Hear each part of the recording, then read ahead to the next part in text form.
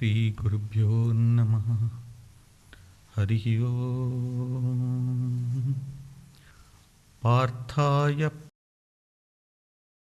Bhagavata Narayanena Swayam Vyasena Gratitam Purana Munina Mahabharatam Advaitamritavarshinim Bhagavati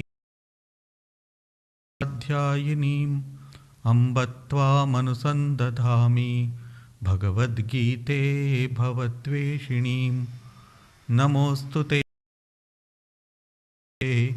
Pullaravindayatapatra Yena Tvaya Bharata Tailapurna Prajvalito Jnana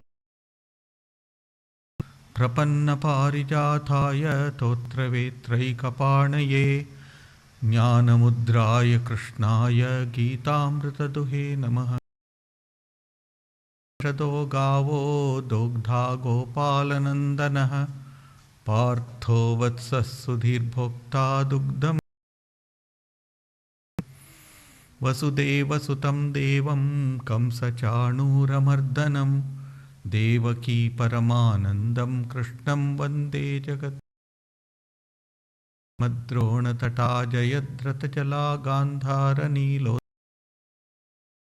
Grahavati Krupena Vahani Karnena Vela Kula Ashwathama Vikarna Ghora Makara Duryodhana Vartini Pandavairana Nadi Kaivartaka Keshavaha Parashariya Vachas Saroja Mamalam Gitartha Gandhotkatam Ram Harikatha Sambodhana Bodhitam Loke Sajjana Shatpayamanam Muda Bhuyad Bharata Pankajam Kalimala Pradhamsina Shreyase Mukam Karoti Langayate Girim Yat Kripatamaham Vande Paramananda Madhavam Yam Brahma Stunvanti Divyaistavaihi Vedai Shadairgayanti Yamsa Tena Manasa Pashyanti Yam Yogino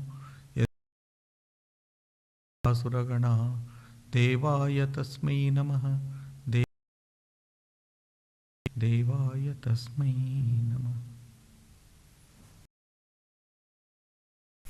We are studying from the 14th chapter, where Arjuna asks, what are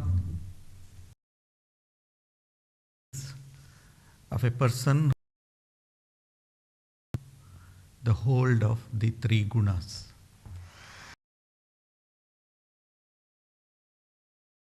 Are the three characteristics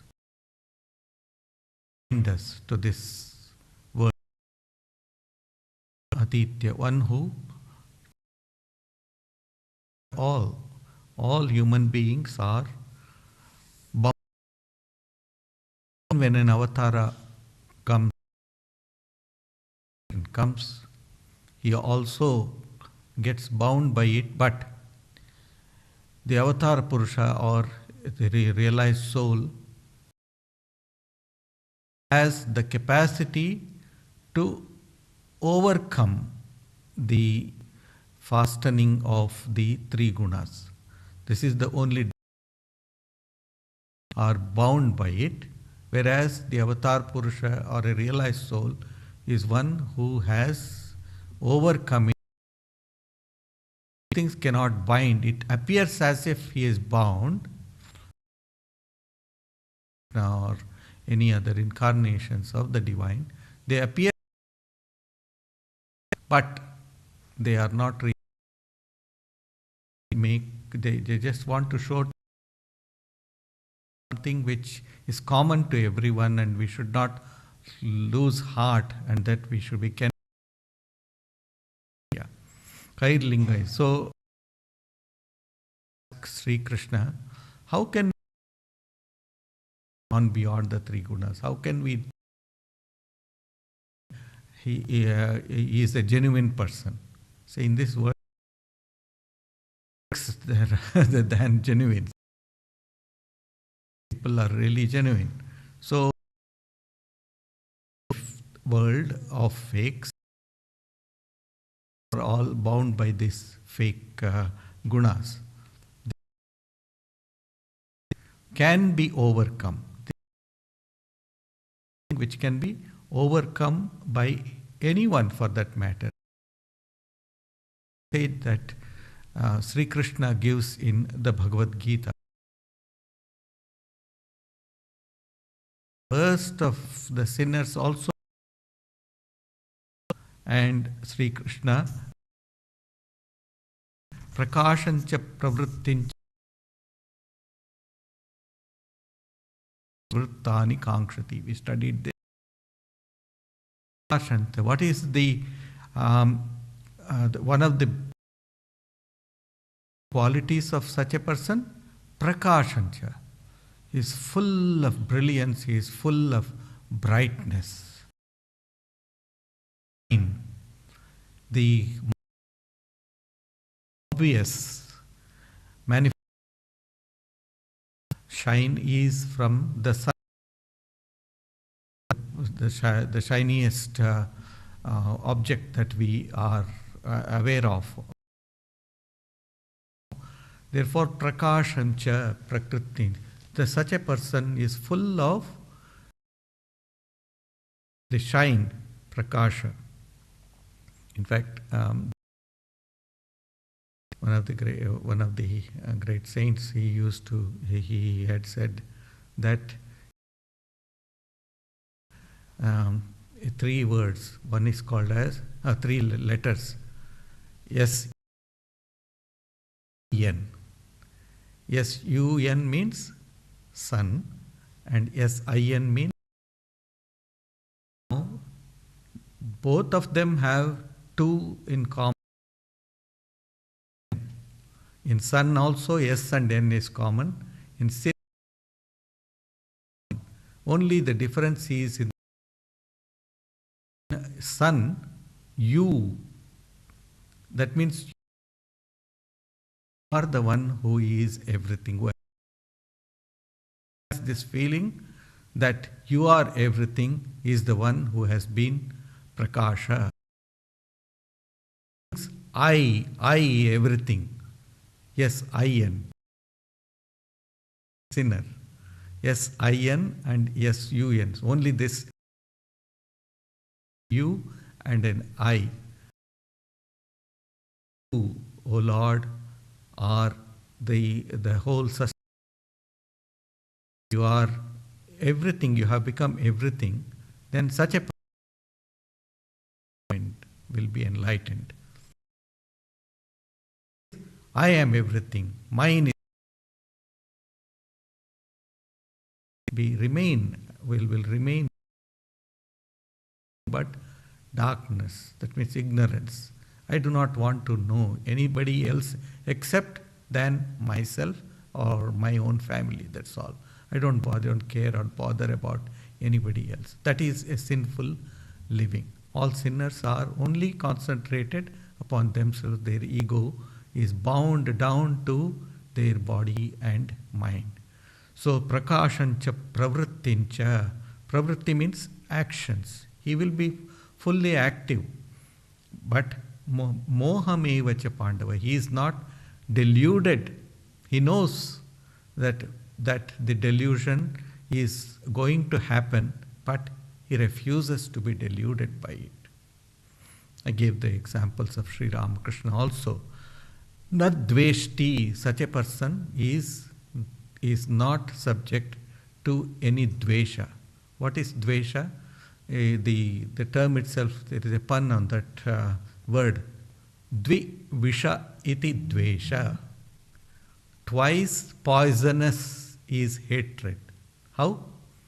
You spread poison or you emit poison by your thoughts, your actions and your deeds towards the person whom you hate. So I am first poisoning myself by hating you. So dvivisha.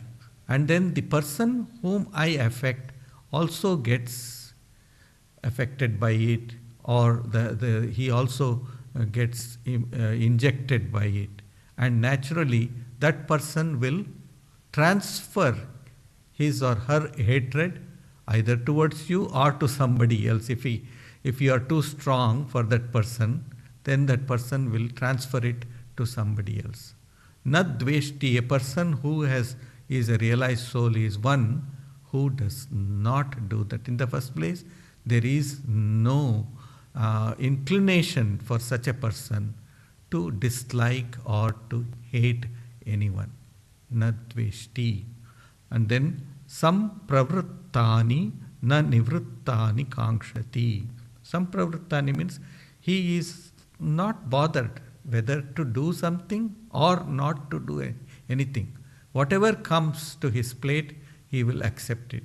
He will take it and is not concerned or bothered about it. If he has to work 24 hours a day, 365 days a week, is happy to do it with all his energies, but he is not attached to his work. If somebody says, okay, tomorrow you are removed from your job, he is not bothered about it. He will just leave it as if he was not engaged in it at all. That's what Sri Krishna says here.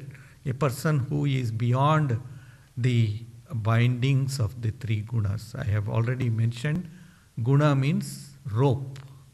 That which binds us is called guna. That's one of the meanings of guna. Another meaning is characteristic or quality. All of us are subject to these. And then in the next verse, Sri Krishna says, Udasinavad asino gunairyo na vichalyate guna vartanta ityeva yovatishtati nengate. Udasinavat asinaha. He behaves as if he is indifferent. He is not concerned about the results of action. I have done my duty, or I have done my job. I am not bothered by the results or the outcomes of this. It will take, but whatever I have to do with full consciousness, with full effort, I put forth my actions, or I perform my actions, but I am not bothered about it. Just forget about it. That is the idea. Indifferent, but does not mean that the person is negligent about it. No, he is fully conscious about what he is doing. Will put forth all of his thing. There is another word in Sanskrit. It is called as Shraddha. Shraddha means intense faith. So one of the qualities of Shraddha is that such a person will do everything with 100% knowledge, not haphazardly, with 100% knowledge, and with 100% of his might, his physical or mental capacity. He will apply everything. But when it comes to the results, he is not concerned about it. Whether it is good or bad, he does not bother about it at all. That's why in the Bhagavad Gita, this has been stressed again and again, because Arjuna was the one who was so afraid that he will lose the war. More so, he was afraid that he will lose his near and dear ones. So therefore, he refused to fight. But Sri Krishna says, no, it is not for you to think about the outcomes of the fight. Whether somebody is going to die or somebody, you need to do whatever you are required to do. Just keep doing. I will take care of the results. That is the idea that has been expressed here. Udasinavat asinaha. Asina means one who is settled in this udasina. So when we are young and when you are full of strength and vigor, we get upset by the least provocation. But as we grow, as we become mature mentally and spiritually, we tend to ignore such provocations when somebody says something to us. No? Similarly, a person who has gone beyond the three gunas, he becomes indifferent to everything. Let go attitude. This is one thing. I have said this many a times, that this too shall pass. The way of pilgrim in the a Christian traditional book, there the pilgrim is traveling and he comes across innumerable trials and tribulations, but all the time he had one mantra to himself: this too shall pass. It's a great mantra for all of us to think about. Udasinavad asina. Because if we can do something about something, let us do it. But if we cannot do anything about it, why bother about it? Why take all the tension in our brains? That is the idea. So one who grows beyond the three gunas, he becomes different. That is what Sri Krishna is saying here. And another thing is, when one develops this kind of an attitude, one gathers a lot of spiritual strength. See, when you there are people in this world whom all the type of verbal provocations do not move them at all. They are happy. They are just not bothered about it. They just think it is mere noise that the other person is making. So, na vichalyate, Sri Krishna says here, na vichalyate means he is not moved by it, not shaken by it. When the mind is very weak, what happens is we tend to become shaken. We have all experienced it. When our mind is very weak, when somebody says something to us or does something to us, our whole body and mind becomes agitated, shaken. So he says, na vichalyate means he does not become shaken at all. When we put butter in front of fire or near fire, what happens? It just keeps on melting down. Similarly, when the vasanas, when the desires are fully active in our system, in our mind, then we become a victim of all these temptations. So fire is that temptation. So we keep on melting. There is a very beautiful incident in the life of Sri Krishna Chaitanya Mahaprabhu. Chaitanya Mahaprabhu decides that he would take to the path of renunciation. He was married and he took the permission of both his wife as well as his mother to take to sannyasa. So on the other side of the river Ganges, on one side was his house or his village. On the other side lived this great saint called Keshav Bharati. Keshav Bharati, he approaches Keshav Bharati and says, I want to take to the life of renunciation. So please initiate me into the sannyasa mantra or sannyasa diksha. Give me sannyasa diksha. So Keshav Bharati says, look, his name was Nimai Pandit. Look, Nimai, you have been a householder. You have been leading a householder's life. How do you think? Why should I think that you will be able to lead a pure monastic life? So Nimai says, sir, I am prepared to withstand any test that you want to put me through. So put me through any of the tests. So Keshav Bharati says, all right, I will put you through a test. Sit here, and he brings out a sugar cube and says, stretch your tongue. And Nimai puts out his tongue, and Keshav Bharati places the sugar cube on Nimai's tongue, and it stays there for a very, very long time without melting. Then Keshav Bharati says, yes, now I know that you are one who has conquered all of your senses. Generally what happens when we have sugar on our tongue, it will immediately start melting because saliva takes over the sugar.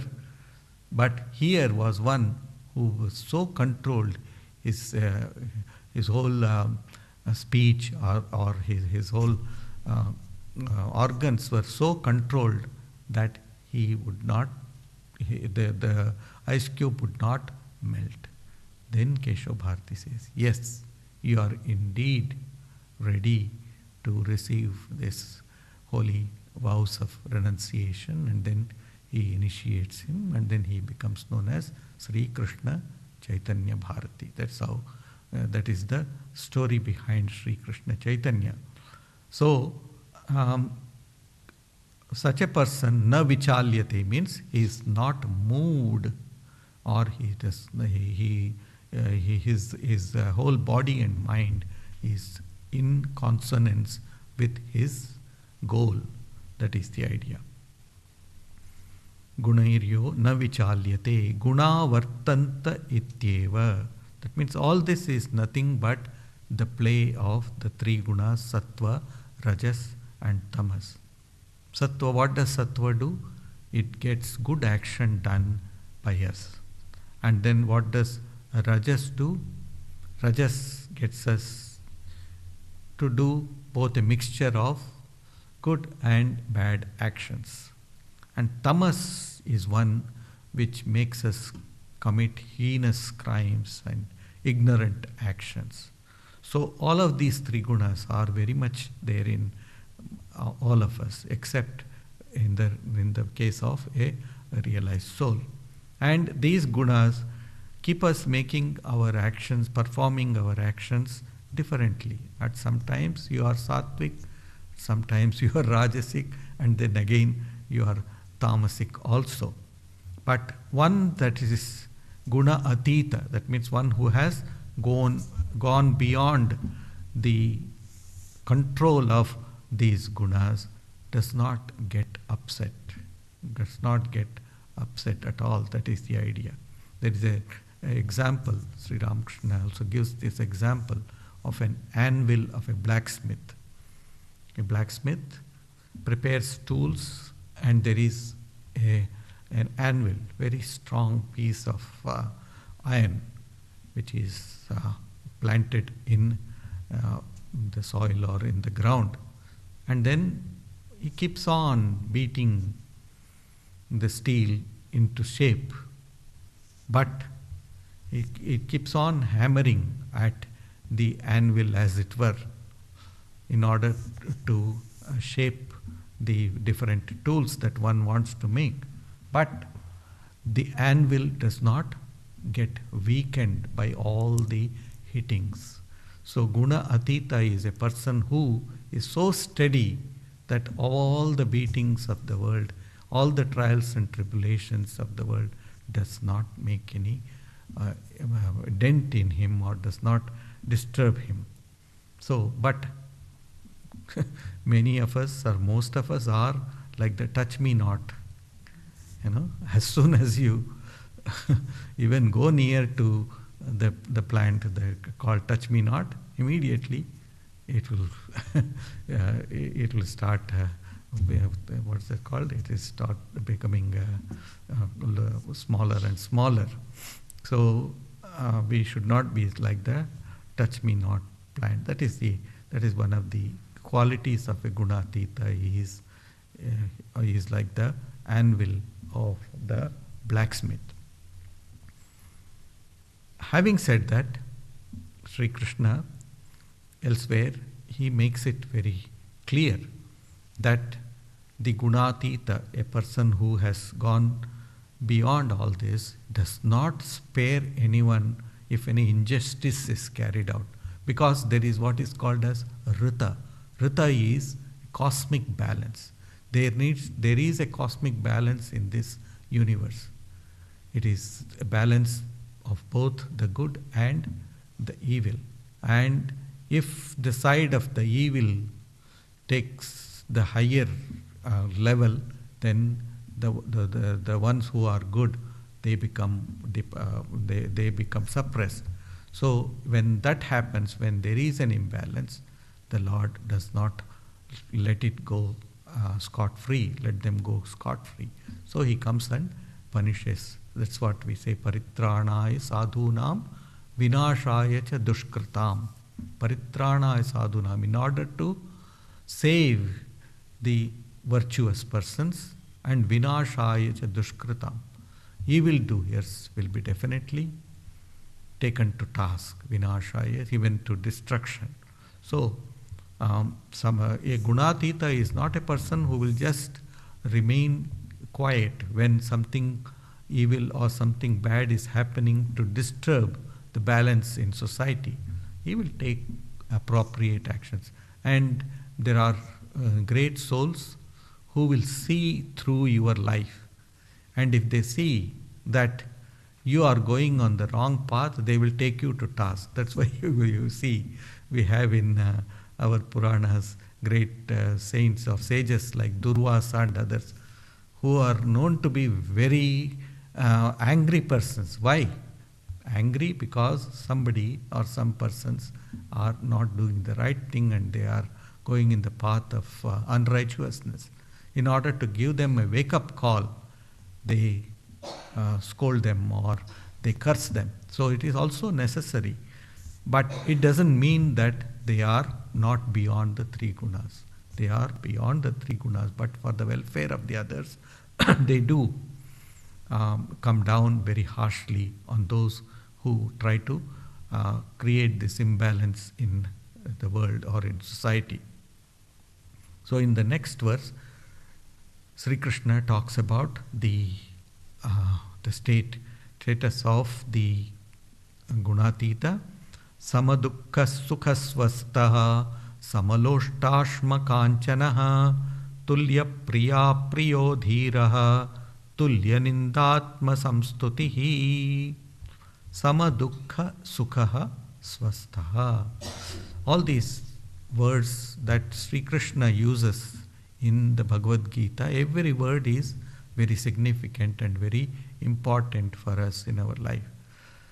See, life is nothing but a continuous cycle of the play of joy and misery. We think that when misery comes to us, we are lost, we are completely depressed.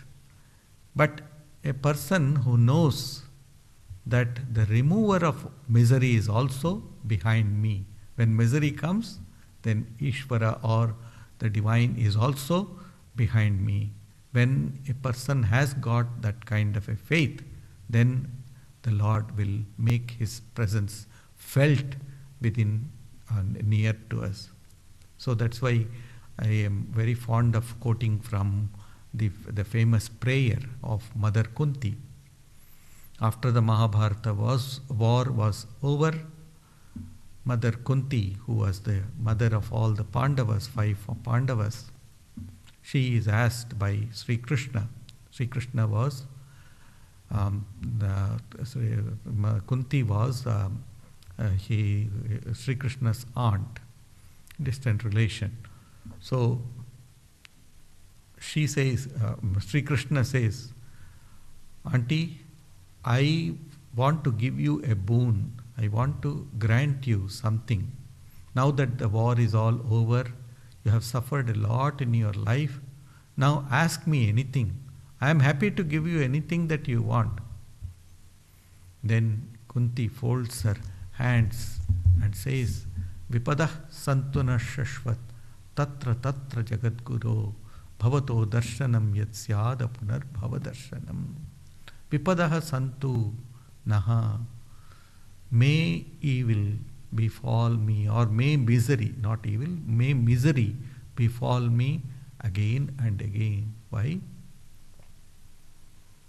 Tatra tatra jagadguru. That means only at those times when I am in dire situation that I call upon you. When something is going wrong in our life, we say, "Oh Lord, come and help me." See, in Kannada language there is a saying, Sankata Bandaga Venkata Ramana. Means when there is misery, then we call upon Venkatramana, is the Lord of Tirupati, Venkatesha. So we only call upon the Lord when we are in a dire situation. We don't call upon the Lord when we are doing very well. We will, oh, I have done this, so I deserve this. That's what we all say. I have done this, I have struggled so much, so I deserve all of this. It is my doing that has brought me this good luck. That's what we say. But one Kunti says here, give me more and more misery, because it is only at such times that I will be able to think of you. I will be able to remember you. And then she also says, Bhavato darshanam yat syat. When I call upon you, can you withhold yourself from me? No. You will come and you will be with me. And I am very sure about it.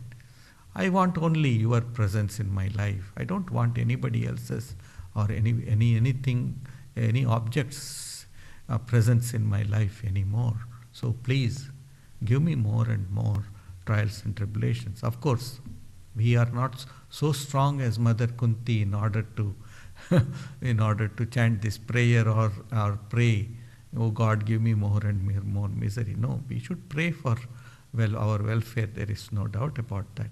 So samadukkaha sukhaha swastaha. Then another word he says is swastaha.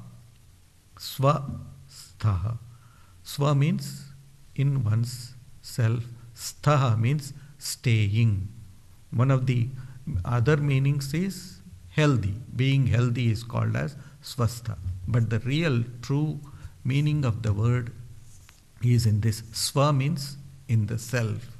Sthaha means to stand.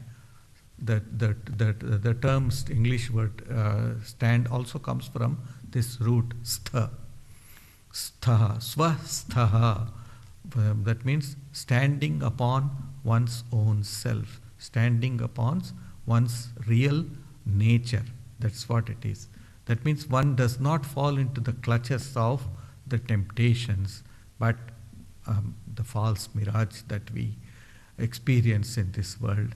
But we abide in our identity, that I am divine, that my nature is divine. If we can abide in this thought all the time, then we are swastha. Then we are spiritually healthy. The body will undergo a lot of trials and tribulations. It will undergo ill health and all of that. That is okay. But if we want our mind and our spirit to be healthy, then we need to assume this feeling that I am swastha, that I reside in myself. We must abide in our self. Yes, with the capital S. That means Atman. I stay with my Atman. And then he uses another phrase here. Sama loshtashma kanchanaha. Loshta ashma kanchanaha. Loshta means the stone. Ashma means the iron. And kanchana means gold. So one who does not make any difference between stone, iron or gold. Yes, in the practical world, we are aware that all the three have got different values. They have our worldly values for all of this. You cannot give somebody a stone and ask for gold in return. That you can't do. He will take the stone and give you a beating if you do that. But he does not. A person who is a realized soul knows that all of this is nothing but different manifestations, transformations of the same thing. The same soil, the same earth brings out the iron, brings out the rocks, and brings out the gold also. Everything is there in this on this earth. Sama loshtashma kanchanaha. So the absolute value of these things is that it is nothing but the nothing but soil or earth. See, Sri Ramakrishna gives the example of a saint. I just forget the name of the saint. It's Eknath. The saint and his wife, they were extremely devoted. They were extremely devoted, and they wanted nothing else but the divine. So they were traveling from village to village, town to town, city to city, spreading the name of the Lord. And they did not have any possessions except the wearing clothes and just a small pot to cook some things when they would get something by begging. So now these two, they were walking, and as they were walking on a beach, the husband was going in the front, and then he sees a very shining object on the sand. And immediately he recognizes that it is a very valuable gold ornament. So, thinking that his wife might be tempted to get the gold ornament, he pushes or he kicks some dirt on top, some sand on top of the gold ornament, and he is walking, and he is trying to walk ahead. His wife observes this, and he says, "I did not know that you still look upon dirt as gold." You still look upon dirt as gold. And so you are throwing dirt upon dirt. Immediately he recognized that she is a greater sadhika, she is a greater person than my own self. So, samaloshta ashma kanchanaha. So this shows total detachment from anything, like no attachment to materials like gold, which is considered so valuable to us. It is no more significant than dust. And secondly, this also teaches the equanimity of the gunatita person, a person who has gone beyond the gunas. Mental composure, seeing things as equal, regardless of the perceived value. The perceived value that it is more expensive. And the third one is there is no kama, or there is no desire in that person.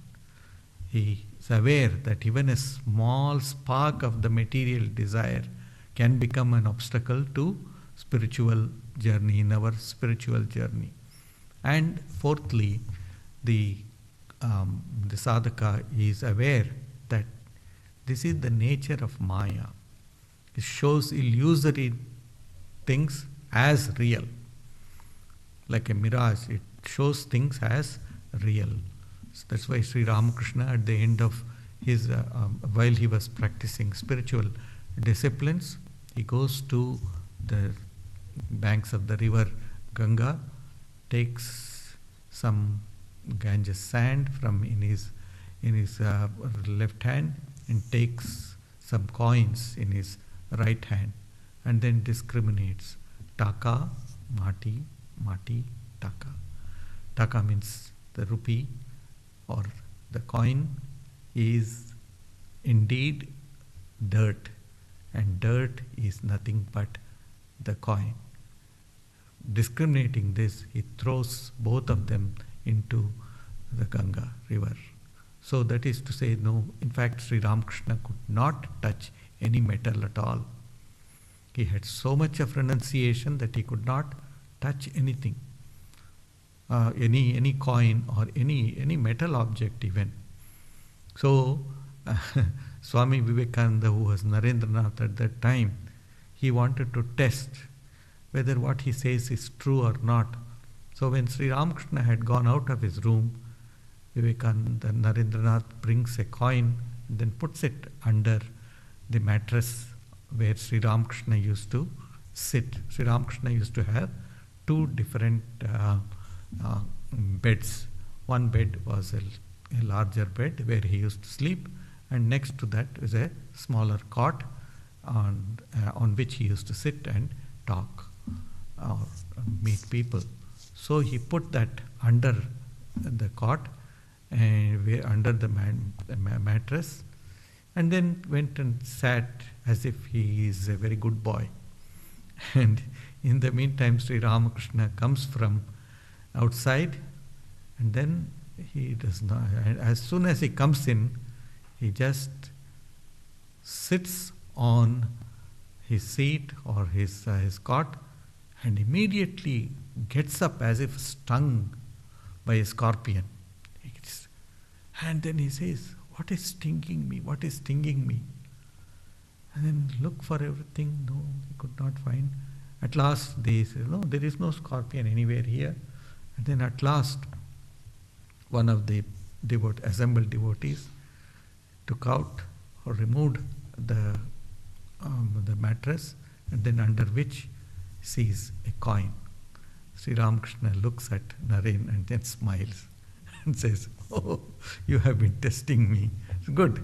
We must test a guru also, just like a goldsmith tests the gold before purchasing it from you." So Tulya Priya, the Samaloshta Ashma Kanchanaha, these are extraordinary lives, you see, because they have gone beyond all the three gunas. They are not attached to any one of them. Tulya Priya Priyodhira Tulya Nindatma Samstutihi. He is equanimous when he is pleasant or unpleasant. When pleasant situations or unpleasant situations present themselves before him or her, he is not bothered about it. Both bitter and sweet dish. In fact, in life, both bitter and sweet dishes are essential.